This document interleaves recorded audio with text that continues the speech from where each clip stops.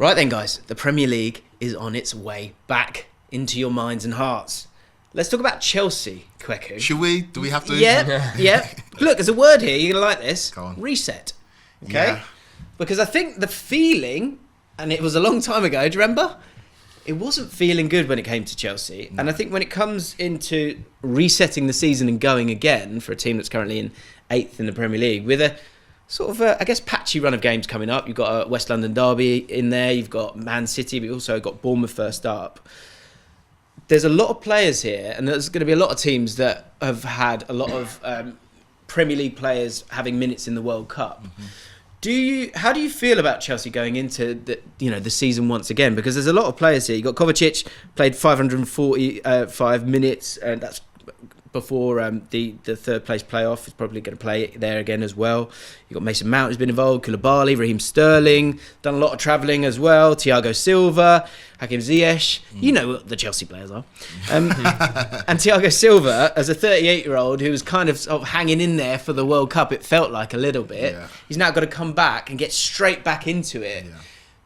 How do you feel about it? I'm not very positive going into the season. Obviously, the word is reset, and Potter's had time to work with the players that didn't go into the World Cup, which is great for a manager like him.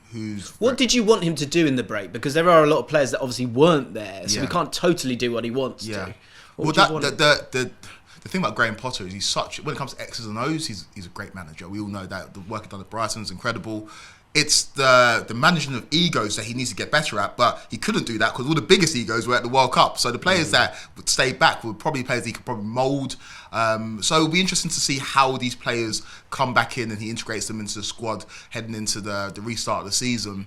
Chelsea's form before the break was absolutely horrendous. If you look at the Newcastle game just before the break, lost 1-0, lost against Arsenal, we got smashed by Arsenal. I know we only lost 1-0, but it was a smash-in.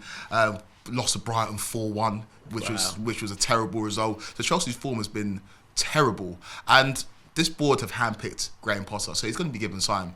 I almost see the season as a write-off. I don't see Chelsea. Really? I don't see Chelsea finishing in the top 4. If you look at the break as well, an absolute disaster, because there's been a general consensus building around Armando Broja that when we come back, he's going to be our starting striker. Done his ACL, out for the season. Aubameyang doesn't look up to it anymore. Chelsea need to address that issue of the number 9. It's been a curse ever since Diego Costa left the club, and we haven't addressed. Before that, mate. We can talk about Shevchenko, we can talk about Torres, we can talk about whoever you want to talk about, and we've not managed to address that issue. We're going to have to go in January again and sort that out, and I don't know who's on the market. There's a lot to do for Graham Potter, and I want to be an optimistic Chelsea fan, but I think for my own mental health, if I just write this season off and go again in 2023, then things will be rosy again. But going into this, I can't see Chelsea finishing in the top 4. Quick bit of trivia for the comments. Name all the number 9s through the years. There's always one that people miss out on.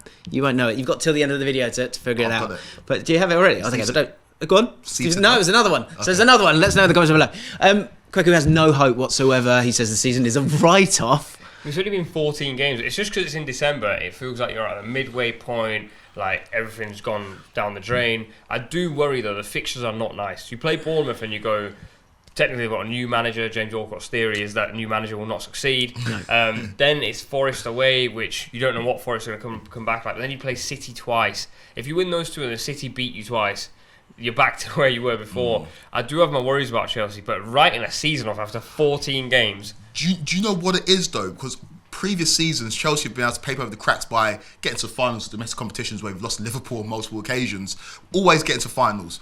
In the FA Cup, we were drawn against Man City. In the League Cup, we already gone out to Man City. And we've got Borussia Dortmund in the Champions League, where you wouldn't be surprised if Chelsea go out. Chelsea would normally be able to paper over those cracks by progressing deep in cup competitions. That's not going to happen this season. And so you then turn to look at the league form. Why not?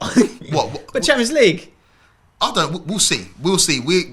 You're very pessimistic. This is let me spin it a little bit for you, because I think in terms of those players, look, Koulibaly, they've got to the knockout stages, but that was a little while ago. It'll be back by now. I do think the sort of travel of it all and players sort of sticking around. So, for example, say even someone like Bruno Guimaraes at Newcastle. He was sort of at Brazil and kind of got to the later stage. Maybe he's not the best example, but someone like Ziyech Ziyech isn't starting for you anyway, so you don't have to worry about him. Yeah. Someone like Mason Mount looked like he was struggling a little bit with the pressure of it all, I think, for England. I think he'll be excited to get back. Yeah. Kovacic, yes, that is a bit of a loss, but you've got Conor Gallagher, who's probably been looking to get some minutes as well. How big is it, the fact that you've got these players who've been in Qatar? And how much is it actually one where the people that have been left behind, maybe they're a little bit rusty? I actually think exactly like that. I think the World Cup has actually been a treat for a lot of these players, because I think normally the World Cup happens at the end of a season. This is just a normal December, November schedule. You've played a few more games than you normally would, but you're still training at a high level. You're going to come back and it's just going to be snap right and a back bit of sunshine, haven't you? Yeah, the mood's good. You haven't, and also it's different with other World Cups. Every game has been 50-minute drive away, or like maximum like a little bit longer than that. I think they come back refreshed. Some of these players have had really good tournaments. Ziyech, for example. Mason Mount, I know you said he's looked nervous, but he's been in a camp that he really enjoys being in. Koulibaly's had a good tournament. Thiago Silva has had a good tournament because Brazil did well. A lot of these players come back and go, I'm quite refreshed. I've had a great World Cup. I'm in a great mood. Yes, we've gone out, etc., etc. Now you're back at club level. Yeah, I think it's all spinnable as well, because it's one of those where when you draw that line of the Premier League, those, as you read out, those results are terrible. Awful. So it's a great time to have a break. Yeah. It's a great time to go, let's get that in the rearview mirror as far back as possible and start again. I think the one problem for Chelsea, and I guess maybe you could say someone like Man City, who I think have got more, I think had 16 players out for the World Cup and a lot of minutes in that as well, is just not having all the players to work with. And you look at Forest and Bournemouth in those first two games. Yeah. I think Bournemouth in particular had 2 players at the World Cup, so they would have been able to work on it, and that is obviously integral. I feel though Potter probably needed these fixtures, the previous results, to be miles behind him, and 2, time on the training ground with just players. So I think he also needs to figure out what he wants to do, because you've tinkered with your midfield, you tinkered with your front 3. I think he actually benefited from having Sterling away, Mount away, players he was going to start anyway, and now he's going, as you said, Amanda Broja would have probably been his main man. Can I get a few other fixes in? Can I find other ways to win games? Can I change things? I think it's going to be a good break for you guys. You come back, win a few games. The break. Yeah, it came at a good time because we weren't in great form. But I'm just looking at it, and I'm looking at how competitive the Premier League is. And the real teller for me was the game before the break against Newcastle, who are top 4 contenders. And we looked miles off it. It wasn't like they got a lucky goal. They looked better than Chelsea. Yeah. And they are better than Chelsea. Let's be honest, they are better than Chelsea at this point. Chelsea, the wheels fell off. You're living in the past, though. Yeah. The wheels fell off for Chelsea last season. There was a point when Chelsea beat Juventus, like in about November time last season, and genuinely looked like the best team in the world. Top of the Premier League, just looked incredible. Reece James got injured, Ben Chilwell got injured, the wheels fell off. Reece James was injured, Ben Chilwell was injured as well. And a lot of Chelsea's attacking impetus comes from the wing-back or full-back areas. It's going to be a long, hard season for Chelsea fans, so buckle up. I think the problem you're having here is, in November last year, you thought Chelsea were the best team in the world, and now you think Newcastle are better than them. Meet us in the middle here. Okay, right, final question then, and let us know in the comments down below. By the end of January, where will Chelsea be in the Premier League? I think it'll be a much healthier situation.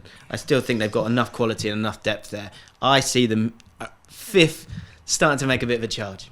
No, I see Chelsea, we're 8th at the moment, probably 8th, 7th, 8th in the Premier League. Okay. I will go 6th. No, I'll go 7th. Someone else, 7th. Will they be in the Champions League places by that point? Let us know in the comments below.